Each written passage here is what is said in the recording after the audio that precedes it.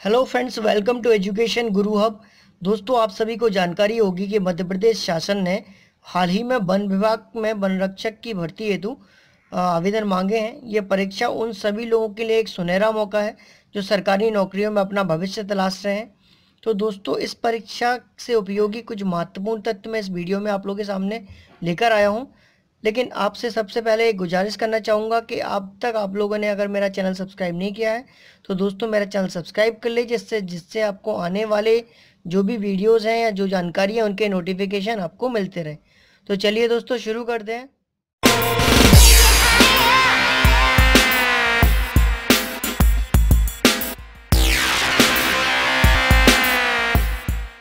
दोस्तों, शुरू करने से पहले आपको एक चीज़ बता दूं कि यहाँ पर मैंने कुछ इंपॉर्टेंट पॉइंट्स दिए हैं जो फॉरेस्ट गार्ड के एग्जाम में अक्सर पूछे भी गए हैं और आगे भी पूछे जाएंगे। तो दोस्तों, ये इंपॉर्टेंट पॉइंट्स आपको हाईलाइट के तौर पे एक बार देख लेने हैं, हो सकता है इनसे भी कोई क्वेश्चंस आपके आ जाएं। तो सबसे पहले मैं आपको एक पॉइंट्स बताने जा रहा हूँ, तो वो है कि मध्य प्रदेश को टाइगर स्टेट के नाम से भी जाना जाता है। ये दोस्तों आपको पता होगा कि मध्य प्रदेश में सबसे ज़्यादा वन भारत में पाए जाते हैं। तो सबसे ज़्यादा अगर वनों का घनत्व अगर देखा जाए तो मध्य प्रदेश में है, तो इसलिए मध्य प्रदेश को टाइगर स्टेट भी कहा जाता है। और यहाँ पर जो है वो 11 राष्ट्रीय उद्यान है। भारत में सबसे ज़्यादा राष्ट्रीय उद्यान अगर कहीं है तो वो मध्य प्रदेश में, तो 11 नेशनल पार्क हैं। और ये नेशनल पार्क 11 में से जो 6 नेशनल पार्क हैं उनको प्रोजेक्ट टाइगर के अंतर्गत रखा गया है। मतलब यहाँ पे शेरों को विशेष तौर पे बचाव के लिए इनमें 6 राष्ट्रीय उद्यानों को चुना गया है। अब दूसरी बात करते हैं कि सबसे बड़ा जो राष्ट्रीय उद्यान है वो भारत का मध्य प्रदेश का कौन सा है। तो ये कान्हा-किसली नेशनल पार्क है। ये 940 वर्ग किलोमीटर में फैला हुआ है, जो मंडला जिले के अंतर्गत आता है। तो जो मध्य प्रदेश का अगर पूछा जाए सबसे बड़ा कान्हा-किसली है जो मंडला जिले में आता है। अब सबसे छोटे राष्ट्रीय उद्यान की बात करें अपन, तो फॉसिल नेशनल पार्क है जो जीवाश्म नेशनल पार्क है। ये आपका 0.27 वर्ग किलोमीटर में फैला हुआ है। ये डिंडोरी जिले के अंतर्गत आता है। तो दोस्तों, ये बड़ा और सबसे छोटा जो राष्ट्रीय उद्यान है ये आपको याद रखना होगा। अब एक जो है ये बहुत ही इंपॉर्टेंट है और ये अक्सर पूछा गया है कि विश्व में टाइगर प्रोजेक्ट के जन्मदाता कौन है। मतलब शेरों को बचाने का सबसे पहले इसकी मुहिम किसने छेड़ी थी कि दुनिया में शेरों को बचाया जाए। तो ये गैनी मैनफोर्ड है, इन्होंने ये मुहिम छेड़ी थी।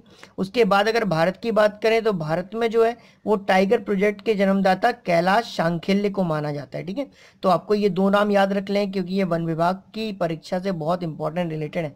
ठीक है, तो आपको ये दो नाम याद रखने कि विश्व में टाइगर प्रोजेक्ट के गैनी मैनफोर्ड और भारत में टाइगर प्रोजेक्ट के जन्मदाता कैलाश सांखेल्य हैं। ठीक है, अब बात करते हैं सबसे बड़ा अभ्यारण्य कौन सा है। तो ये सागर जिले का नौरादेही अभ्यारण्य जो है वो मध्य प्रदेश का सबसे बड़ा अभ्यारण्य है। और अगर सबसे छोटे की बात करें तो सबसे छोटा जो अभ्यारण्य है वो राला मंडल है, जो कि इंदौर के अंतर्गत आता है। ठीक है, तो राला मंडल इंदौर में और नौरादेही सागर में। और एक और ये इंपॉर्टेंट पूछा जाता है कि देखिए, मैं बताऊं कि 6 राष्ट्रीय उद्यानों को तो प्रोजेक्ट टाइगर के अंतर्गत रखा गया है, लेकिन एक अभ्यारण्य को भी टाइगर प्रोजेक्ट के अंतर्गत रखा गया है। वो है आपका रातापानी, जो कि रायसेन में है और ये प्रोजेक्ट टाइगर में शामिल है। तो ये अभ्यारण्य है, ये नेशनल पार्क नहीं है, लेकिन इसको भी रातापानी जो है इसको टाइगर प्रोजेक्ट के अंतर्गत रखा गया है, जो रायसेन जिले में। अब बात करते हैं, कभी कभी ये भी पूछा जाता है कि घड़ियाल के संरक्षण हेतु कौन से जो अभ्यारण्य उनको रखा गया। तो चंबल अभ्यारण्य है, जो कि आपका ग्वालियर के एरिया में आता है। और आपका जैसे केन है, वैसे चंबल भिंड और मुरैना के एरिया में आता है। अब केन है जो वो पन्ना छतरपुर है, और सोन है। तो ये जो अभ्यारण्य है, ये 3 अभ्यारण्य ऐसे हैं जिनको घड़ियाल के संरक्षण हेतु इनको इनके अंतर्गत रखा गया। अब आपको बात करते हैं खरमौर पक्षी, जो खरमौर पक्षी के संरक्षण हेतु सरदारपुर जो कि धार जिले में है और सैलाना ये रतलाम में है। ये 2 अभ्यारण्य ऐसे हैं जो खरमौर पक्षी के संरक्षण के लिए के अंतर्गत आते हैं।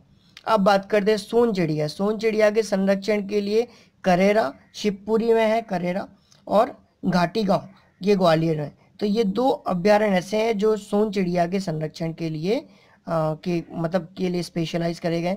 अब बात करते हैं अपन बांधवगढ़ राष्ट्रीय उद्यान की। तो ये जो राष्ट्रीय उद्यान है ये सफ़ेद शेरों के लिए प्रसिद्ध है। ठीक है, तो ये भी क्वेश्चन आपसे पूछा जा सकता है कि सफ़ेद शेरों के लिए कौन सा राष्ट्रीय उद्यान फेमस है। तो वो है बांधवगढ़ का नेशनल पार्क। ठीक है, अब चलिए दोस्तों आगे बढ़ते हैं, अपन कुछ और तथ्य देखते हैं। दोस्तों आपको बताऊं, प्रदेश का एकमात्र जो सर्प उद्यान है जहाँ पे सर्पों का संरक्षण, सांपों का संरक्षण होता है, वो भोपाल में है। ठीक है, अब बात करते हैं दुर्लभ प्रजाति एक है हमारे यहाँ बारहसिंगा की, जिसका नाम है ब्रेडरी। ये मध्य प्रदेश में पाई जाती है और ब्रेडरी बारहसिंगा की जो प्रजाति है, इसके लिए, इसको संरक्षण देने के लिए जो मध्य प्रदेश का एकमात्र राष्ट्रीय उद्यान है वो कान्हा-किसली राष्ट्रीय उद्यान है। कान्हा-किसली को ब्रेडरी जाति की बारहसिंगाओं को संरक्षण देने के लिए इसको चयनित किया गया है। अब बात करते हैं राजकीय पक्षी दूधराज की। तो दोस्तों आपको पता होगा कि दूधराज जो है वो मध्य प्रदेश का राजकीय पक्षी है और इसको हम शाह बुलबुल के नाम से भी जानते हैं। तो इसके संरक्षण के लिए सरदारपुर, जो कि धार में है, सरदारपुर अभ्यारण्य को चयनित किया गया है। ठीक है, यहाँ पे दूधराज का संरक्षण होता है।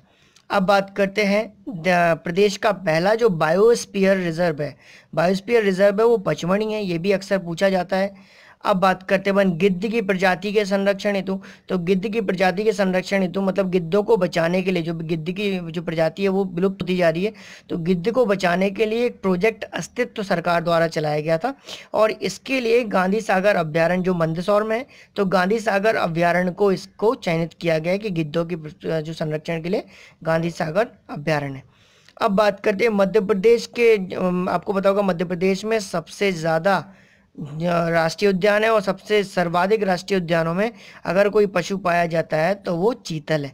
तो मध्य प्रदेश में चीतल की संख्या बहुत ज़्यादा है। ठीक है, जो ज़्यादातर राष्ट्रीय उद्यानों में पाया जाता है। अब बात करते हैं सतपुड़ा राष्ट्रीय उद्यान की। यहाँ पे सतपुड़ा राष्ट्रीय उद्यान जो है ये काले हिरण के लिए फेमस है। ठीक है, काले हिरण जो है ना वो अक्सर सतपुड़ा राष्ट्रीय उद्यान में ही पाए जाते हैं। ठीक है, अब बात करते हैं कि 1 नवंबर, ये डेट आपको याद रखनी है, इंपॉर्टेंट है।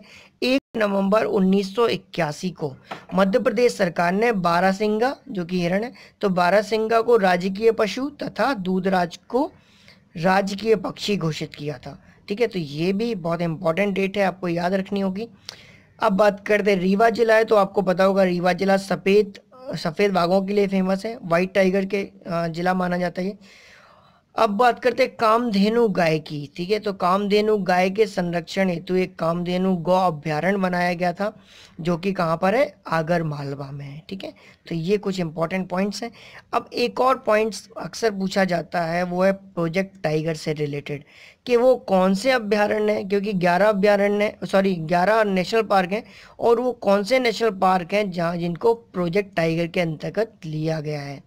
तो दोस्तों इनके लिए मैंने आपको 6 यहाँ पर पूरे जो प्रोजेक्ट टाइगर के अंतर्गत आते हैं ये राष्ट्रीय उद्यान और वो किस ज़िले में आते हैं वो मैंने यहाँ पे दे दिया है, और ये कब राष्ट्रीय उद्यान बने उनका डेट भी मैंने दिया है। ठीक है, तो आपको मोस्टली इनको 6 को याद रखना है और इनके ज़िले अक्सर याद रखने हैं आपको, क्योंकि ये भी पूछे जाते हैं। तो सबसे पहला लेते हैं कान्हा-किसली को। तो ये 1973 में बना नेशनल पार्क डिक्लेयर हुआ था और इसको प्रोजेक्ट टाइगर के अंतर्गत रखा गया है और ये जो है ये मंडला में आता है। ठीक है, मंडला जो है जिला उसमें कान्हा-किसली आता है। अब बांधवगढ़ की बात करें तो बांधवगढ़ को 1993 में प्रोजेक्ट टाइगर के अंतर्गत रखा गया और ये उमरिया ज़िले में आता है। फिर बात करते हैं पन्ना की, तो 1995 में पन्ना नेशनल पार्क को प्रोजेक्ट टाइगर के अंतर्गत रखा गया है और ये पन्ना और छतरपुर दोनों के अंतर्गत आता है। अब बात करते हैं सतपुड़ा राष्ट्रीय उद्यान की, तो ये 1983 में इसको प्रोजेक्ट टाइगर के अंतर्गत रखा गया और ये होशंगाबाद ज़िले में आता है। ठीक है, और एक और है पेंच राष्ट्रीय उद्यान है जिसको इंदिरा गांधी राष्ट्रीय उद्यान के नाम से भी जानते हैं।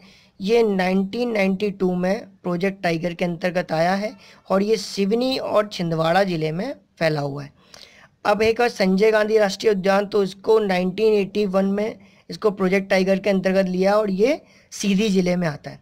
ठीक है, तो ये आपको ज़िले याद रखने हैं और ये भी याद रखना है कि कौन से वो 6 राष्ट्रीय उद्यान हैं जिनको प्रोजेक्ट टाइगर के अंतर्गत हमने लिया गया है। ठीक है दोस्तों, तो ये वीडियो जो है आप लोगों को हो सकता है बहुत मदद दे और इससे रिलेटेड जितने भी मैंने पॉइंट्स यहाँ पर दिए हैं ये आपको एक बार हाईलाइट के तौर पे आप देख लीजिए, आपको वन रक्षक की परीक्षा में उपयोगी होंगे। और आगे भी कोशिश करूँगा कि इससे रिलेटेड और भी अगर कोई टॉपिक मेरे सामने आते हैं तो मैं आपको ज़रूर उसके ऊपर वीडियो बना कर दूंगा। और आप लोगों से भी गुजारिश करना चाहूँगा कि आप लोग अपने सुझाव हमें कमेंट बॉक्स में देते रहें, और आप जिस चीज़ पे जिस टॉपिक पे आप वीडियो चाहते हैं तो उससे मुझे थोड़ा सजेस्ट करें, तो मैं उस चीज़ पे भी आपको उस टॉपिक से रिलेटेड वीडियो या उस परीक्षा से रिलेटेड वीडियो आपको बनाकर दूंगा, या उससे रिलेटेड जो भी तथ्य होंगे उनको आपके सामने पेश करूंगा। तो दोस्तों, आई होप कि आपको ये वीडियो बहुत पसंद आया होगा। और दोस्तों, आपकी परीक्षा के लिए बहुत बहुत शुभकामनाएं एजुकेशन गुरु आपकी तरफ से, और आप इसी प्रकार हमसे जुड़े रहिए। Thank you so much for watching.